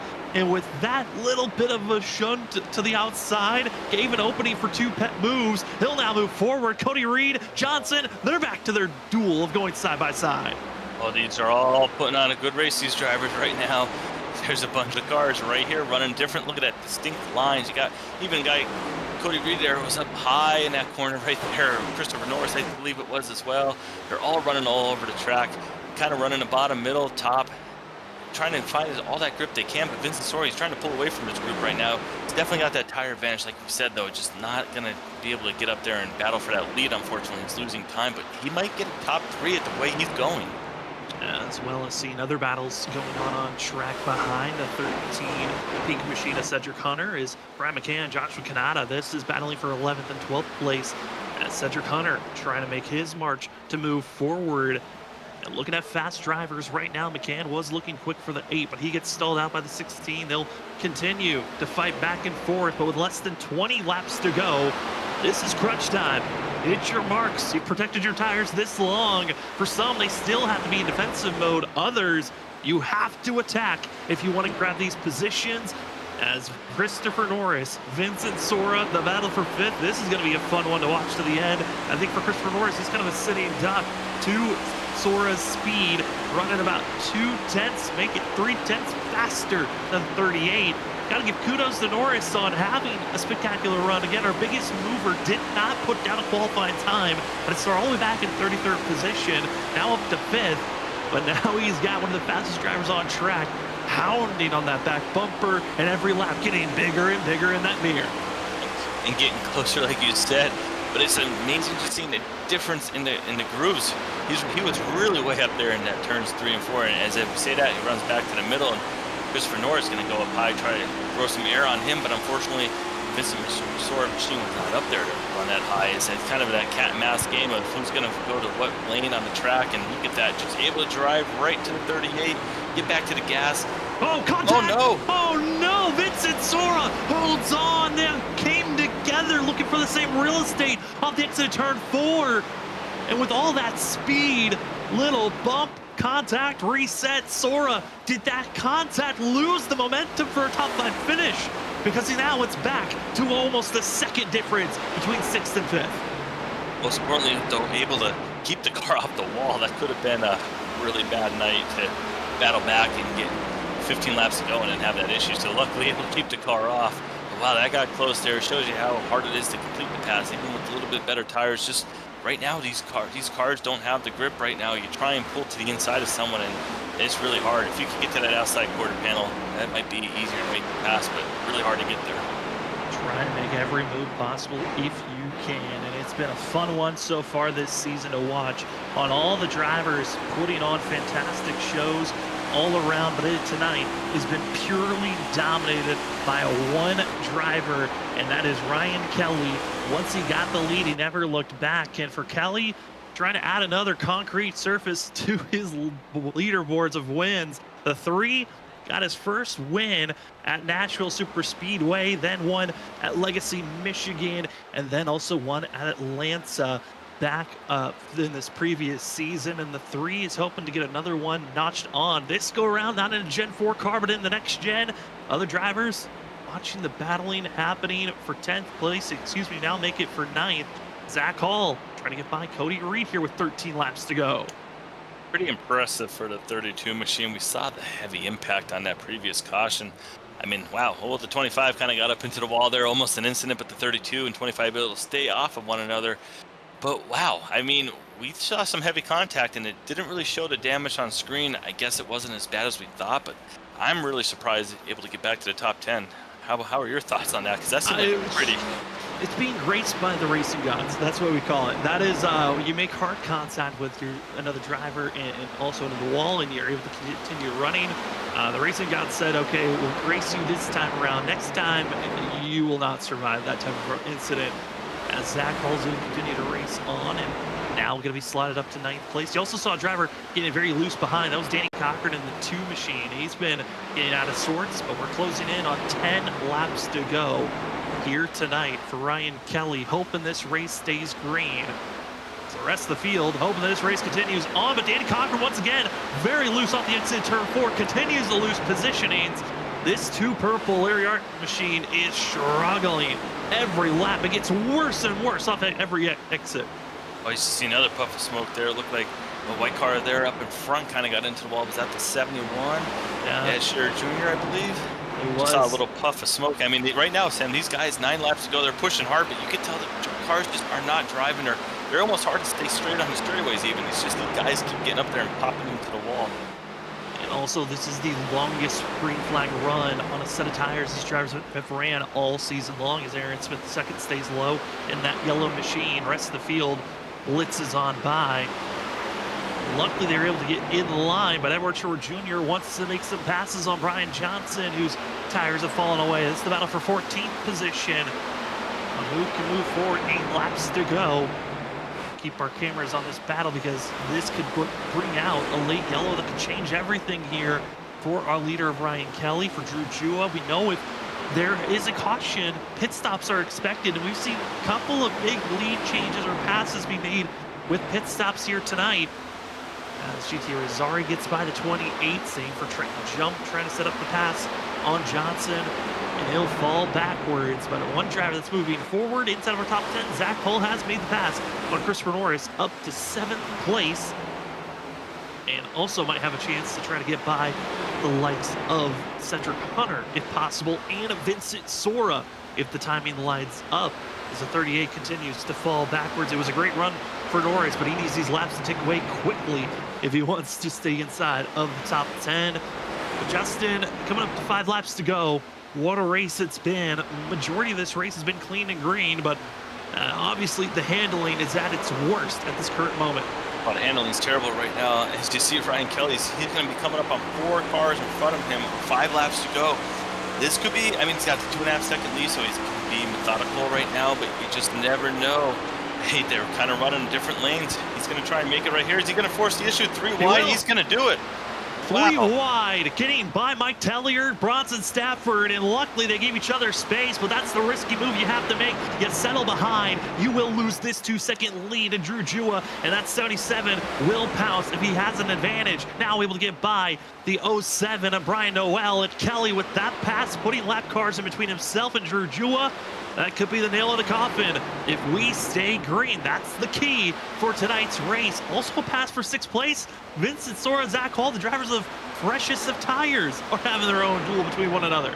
The battle of the freshest tires. Who can do it?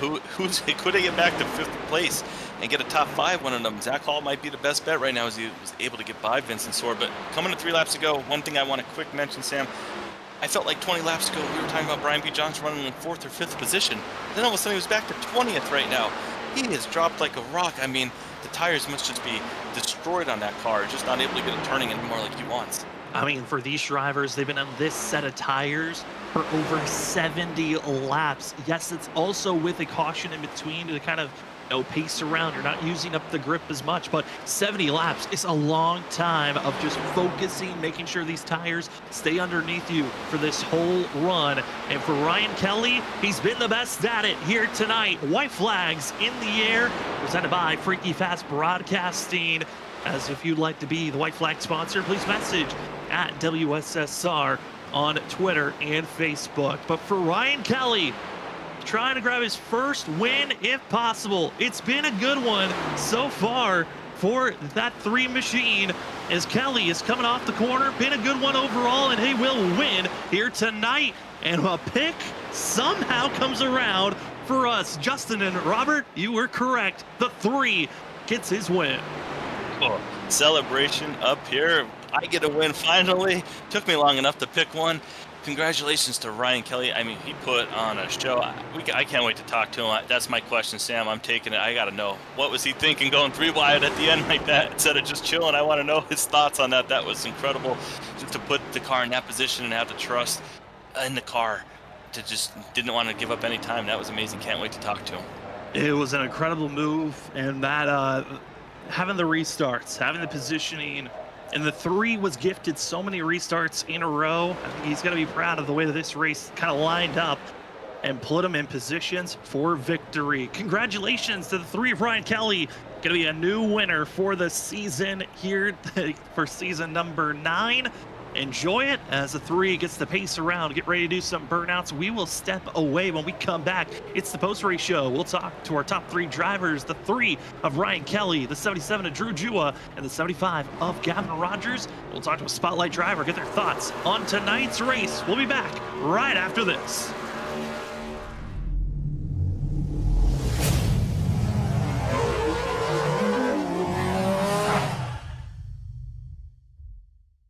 Back and you get an early caution, you got to start thinking, are you going to go in, get some of that fuel, so maybe you could do a shorter stop later. We're not thinking tires are going to be the most important thing. I would think all drivers will definitely change them under the caution, but then I don't know if people will be taking any, maybe just 2. I don't think people are going to want to sit there and take all 4, but I don't know. By the time you fill that fuel up, maybe they're going to get 2 or 4. It's definitely going to be all different kinds of strategy, but if you're starting in the back, you got to start running this race in reverse, trying to figure out how exactly you can get to that front. Yeah, that's going to be a lot of thinking points after the stage is over. First stage again, going to be our first 20 laps. Top 10 drivers get bonus points. A lot of drivers want to make sure they're up front for that run. Majority of the drivers will be starting on the outside, but up front, it's Larry Yingling in the 67, Douglas Newbegin in the 7. Your Meals on Wheels 250 is underway as race number 6 has our front row roaring down into turn number 1. And they're still just 2x2. We'll be seeing this a lot all night. You can see it going up through the gearboxes. You see some of the backfire coming through the 7 there, getting through the gears. But right now, these drivers are probably just trying to get through these first 20 laps. They're going to stay 2x2. No one really out.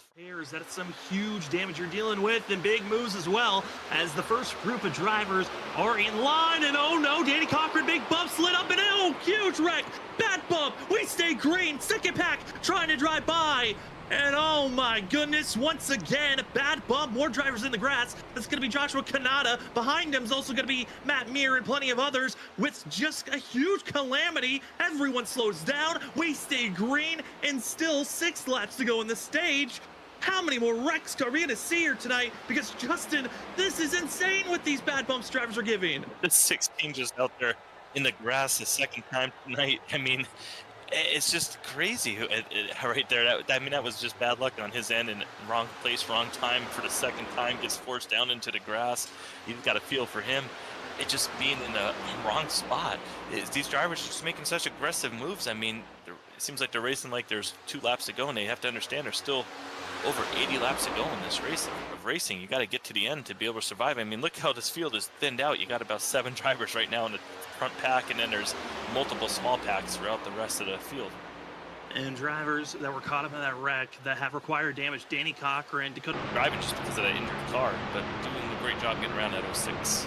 Yeah, and for the leaders, they've been dealing with a lot of sensation of, the lap cars have been staying high, so they've been running and getting used to where they need to hit their marks and seeing Tom Bourne stay low, which Lap cars have the ability to run a lane. That is their choice to make on if they're going to stay high or low or on the apron. Those are your usual spots to be. But through the travel going 3 wide, that's not a comfortable position for anybody. And somehow they squeak on by. But again, when the field has to change their positionings to get or navigate around a lap car, especially when they stay on the inside, that's probably the most dangerous way to get around a lap car. But luckily, the field got around Tom Bourne there. I think most of the field out there is like, I like when you're below the yellow line on the back straightaway. That's the ideal spot to catch any car that's wounded. But unfortunately, it can't always happen. It can't always work out that way. These drivers are all out there trying to get every point they can. As you know, we talked about it at the top of the race tonight, the top 16, feeling a little bit better than the people that are not in the top 16. So what do? At the end of the year, you go back and say, thankfully I went out there and did all those laps damaged at Daytona and got a couple positions at the end of the race, because you never know when that position is going to matter. Yeah, and some of the drivers have already called it a night. Dakota Moniz in the 5 machine, Ben Keeney in the 98 machine, and Shane Wyatt in the 27 have all parked it and have left the server. We are down to just a total of 28 drivers on the lead lap of 38 that started this race. First driver 1 lap down is the 6 of Brad Delph, 1 lap down for himself, but in a concern. Welcome back, ladies and gentlemen, to the post-race show for the WSSR Cup Series for race number 8 at Dover. And Ryan Kelly finding himself with a little bit of redemption here tonight. What a run for this 3 machine. Didn't grab the pole, but he looked strong whenever he was up front. Ryan, congratulations on the win. Kind of feels like a little bit of redemption from the last time I ran here at Dover. Dominated during that race, wasn't able to get the win, but here tonight, you looked unstoppable. How are you feeling after this run? Oh man, it feels amazing. This one was, like you said, redemption. Definitely had this one circled, and just couldn't be happier to come out here with the win. And it's been such a tough season, and the competition is just so great. It's hard to get a win nowadays. Ryan, congratulations on the win. I know you're going to go back, probably watch this and see what you did so great up there. We had you picked up here in the booth, so thanks for getting a win for us. I got to ask you, how come with under like 3 laps to go, you had to give me a scare and go 3 wide with the 2 lap cars there? Yeah, I was getting nervous. I didn't know if they were racing for position or they were just happened to be in the same spot. But I know them guys behind me were quick, and I knew I couldn't really waste any time. So I just had to send it there. And I trust all the drivers in this league. Most guys are pretty generous in that situation. Ryan, with this win, it now officially locks you into the playoffs with the way that you've been running this season. We got Indianapolis, Chicagoland, Le Mans, Bristol before the playoffs. What are the thoughts of these upcoming racetracks on trying to prepare for them to set up for the playoffs? Yeah, they're definitely all different. So that'll be interesting there for preparation. But yeah, just try and get the most playoff points now that we're locked in, and it's going to be tough. I mean, there's a lot of great drivers, and I think I'll be better on the bigger tracks. Tend to struggle on the road courses and on the short tracks, but looking forward to the bigger tracks coming up, and hopefully can get the most points there. Well, it has been an incredible watching you here tonight, Ryan. And before we let you go, the floor is now yours for any shout outs. Yeah, just my teammates this race, Larry and James, for helping. Great performance from the team tonight, and also all the drivers and the admins for putting on a great show, and you guys up in the booth. And I had some family watching tonight, so always great to win for them. Well, that will be your winner here tonight, and also going to be gifting a win to Justin and Robert for being their pick'ems. That will be the 3 machine of Ryan Kelly, winner here tonight at Dover. Congratulations, Ryan, and good luck next week at Indy. All right, thanks, guys. As we move from our victory lane, we head down to second place. See if we can pull up the 77 of Drew Jua. Drew, it's Sam and Justin up at the booth. How are you feeling after this performance here tonight? Yeah, it was a fun race. I struggled early. Had a pretty crazy save on the front stretch when I got kind of hooked at a turn 4, but we made an adjustment after the first yellow, and we super saved early run, second run, and me and Gavin were flying through the field. We got up to second and third, and had a really good pit stop. Got on my box super well. Got the lead for a couple laps. Ryan pushed around me for 2 laps, and was deciding to save right there, and we got a yellow, and his teammate was on the top, and unfortunately, I was in trouble there. I knew it's gonna be tough to keep second, especially with how loose the restart gear is, the first gear is. So it was all about trying to save our stuff, and I burnt off my right front a little too much trying to get around Larry, and that's kind of what made the difference. I got back to pretty close to Ryan and realized there was really nothing I could do. I didn't have any tire advantage, and he was still saving pretty hard. So underfueled it on that final pit stop that we ended up having, and it's kind of what set me in. Just a little too tight for my liking, and uh, was really struggling center corner. So happy to get a second place finish. And we, like I said, we took the momentum from the two top fives last week at Daytona, and we get another top five tonight. Drew, congratulations on getting that top five, being up there in second place. Watching you, we had you on camera pretty often tonight, and I noticed at one point it seemed like you kind of had that little like middle lane going where you were able to get around people getting to their outside quarter panel and pass them on the outside. I mean, it seemed like it was obviously a lot easier if you could get to that outside and pass them versus the inside. But did you think it maybe chewed up the tires anymore? Or were you confident that it wasn't hurting them? It hurt it a little bit. It definitely heated up my right front a little too much, but I felt like I almost had to run that line. Um, super early and when it's super early in the run, you're gonna have to find other lanes to get around because the tires are too even, and just going around the bottom, it's gonna take 5-10 laps to even get around someone that's similar pace with these. So I felt like it was working, and I might have cooked my right front a little too much, and um, but like I said, the fuel being underfueled, it tightened up my car, and I felt like I almost had to run that line because I was super tight on the bottom, especially the car to my outside. So um, we were able to get around Larry, and like I said, I kind of pushed up to Ryan, and I realized there was not really anything I could do. So I just I had John peel in my ear, just he was telling me to manage the gap, and I tried pushing a little bit too hard, and like I said, I burned off that right front. But like I said, happy to get a second place finish for Meals for Wheels, and we'll move on to next week. I'm not 100% sure where we're at, but we'll try and get what is it, 4 top fives in a row. So should be fun. Trying to continue on. I mean, Drew, entering into tonight, you were outside the top 16 in points with Douglas having the 2-race suspension. You're now 16th in points after this performance. We're heading to Indy, Chicagoland, and Le Mans, our next 3 racetracks. What is the confidence towards those racetracks that we're heading towards? Indy should be a fun race. It's going to be just about defending, the single file line that we're going to have. So it should be a lot of fun. Chicagoland is going to be a multi-group track, and I'm looking forward to that. But I don't even think I have Le Mans bought yet. So that's going to be. It's almost. I have a feeling it's going to be crazier than the invert at Daytona. So I would be lying if I said I was looking forward to it. No idea what corners there even are. So looking forward to those 2 races. Going to try and build up a gap to the playoff cut line at Indy and Chicagoland, and hope we don't have to fall back on a good finish at Le Mans. Well, we're excited to see how you're going to perform at those tracks, Drew. Congratulations on this run. And before we let you go, the floor is now yours for any more extra shout outs. Yeah, shout out to John for picking me up and having me run this season. Got me in area as well. So, shout out to him. Shout out to Nexus Esports, and shout out to you guys in the broadcast booth for all you guys do. And I'll see you next week at Indy.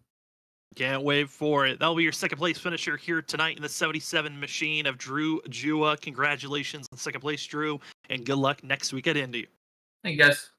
As we move from second place, we go down to third. Get to talk to a driver that qualified well, got his 4th pole of the season, and had some strong moments throughout this race. We got the 75 of Gavin Rogers. Gavin trying to become the first driver to be a 3-time winner, and now going to be coming away with a 3rd place here tonight instead. What was it like tonight racing at this track? Because it looked like it was tough to hold off some of these drivers and keep track position.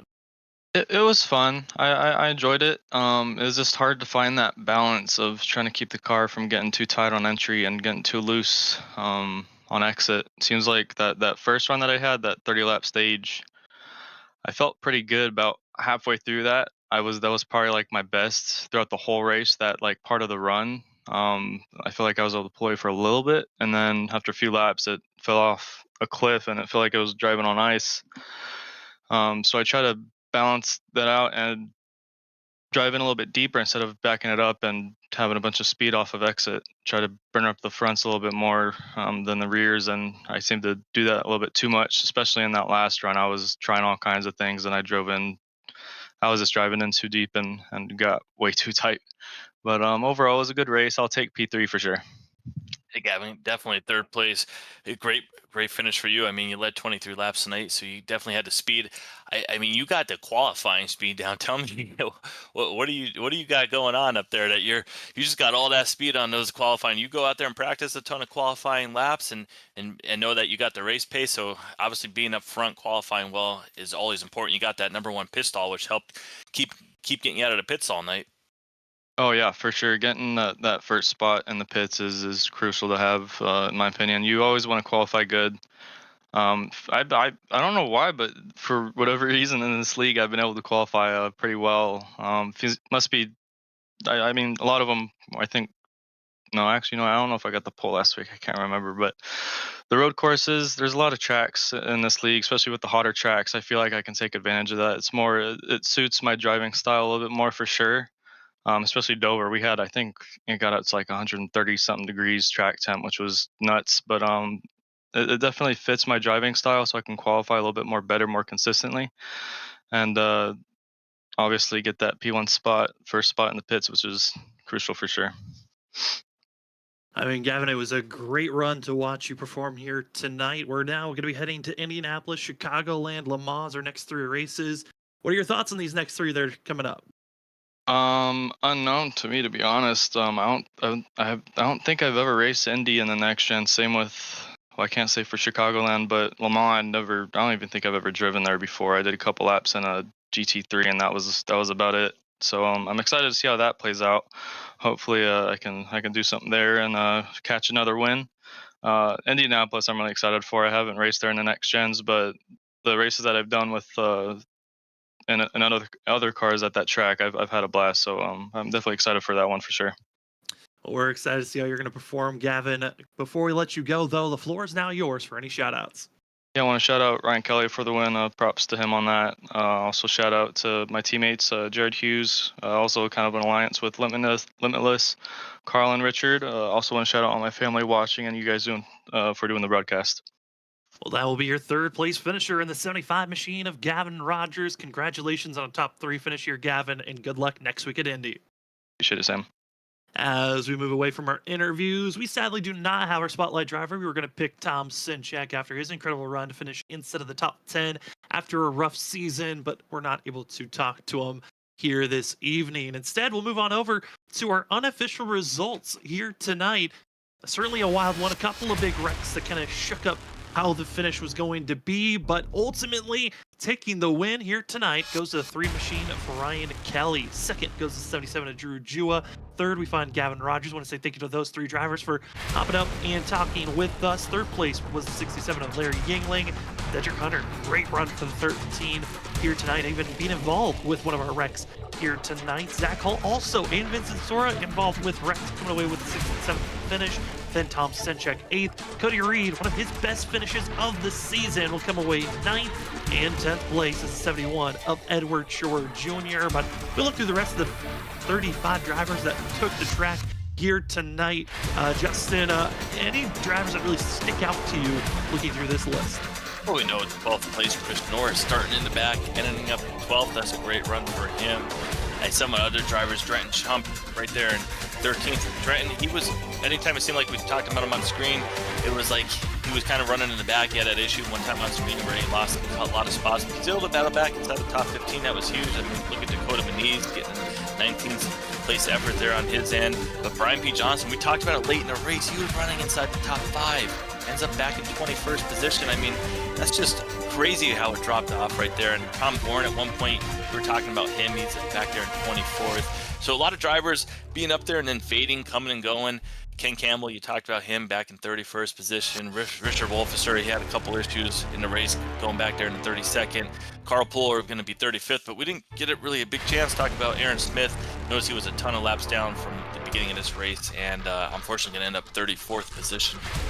Yeah, for Aaron Smith II, wasn't able to roll off until 75 laps into this race, so missed quite a bit, but was able to at least get some point for showing up. I think it's a big thing for the 70 machine. And for us, showing up is going to be interesting. We only have one race to broadcast for this month, and that's on Wednesday nights. But don't you worry, when August rolls around, we have a full schedule upon us, as we will have the ISRC Truck Series back for Season 7. If you have never watched it on Freaky Fast, we're excited to give you the coverage. Tuesday night, we're bringing Indy cars to Freaky Fast Broadcasting with the Fuel iRacing Series. Then on Wednesday, still going to be giving you the coverage of the WSSR. And then Thursday night, it's the Shoney's Doghouse Cup Series coming back for more racing action. Again, this 4 races a week action going to be starting in August. We're excited for all the racing coverage we're going to be giving you, but for July, it's only on Wednesday nights. We're going to be giving you the coverage of the WSSR. Justin, I'm excited for this new schedule we have coming up. 4 races a week. We're back to full song just under a month. Oh, I cannot wait myself just to be able to hear you guys do it all. I'm hoping to get in some of those leagues coming up. That'll be really fun. I was able to do the truck races last year. Nothing like having a Freaky Fast broadcast your league. Such a great company, great crew, great graphics, great everything.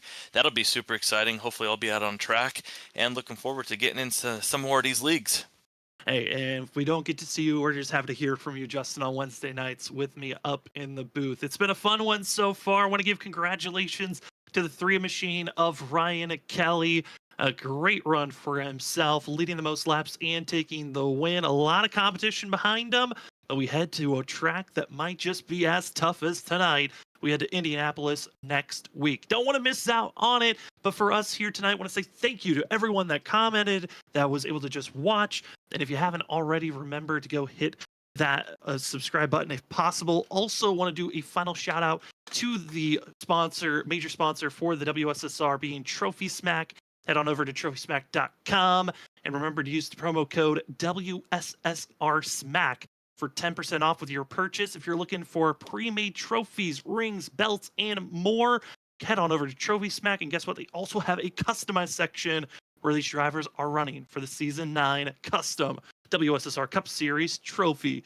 Cannot say thank you enough to Trophy Smack and everyone else that is involved with WSSR. But for tonight, thank you for joining with us. For myself, Sam Dyer, for Justin Malarkey, for Robert Moyer Jr., and for everyone else here at Freaky Fast Broadcasting, thank you for joining with us as Ryan Kelly gets his first win of the season.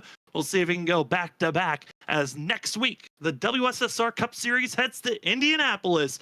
Who is going to find themselves winning at the Brickyard? We'll find out in our next Freaky Fast broadcast.